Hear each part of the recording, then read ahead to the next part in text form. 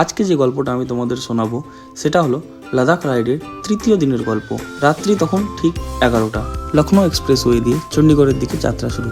অন্ধকারে বাইক ছুটছে, চারপাশটা নিস্তব্ধ, কিন্তু তারপরেই কিছু এমন ঘটলো যা আমরা ভাবতেও পারিনি।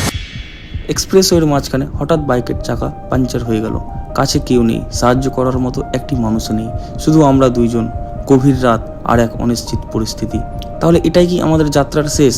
সামনের গল্পটা আরও বেশি রোমাঞ্চকর।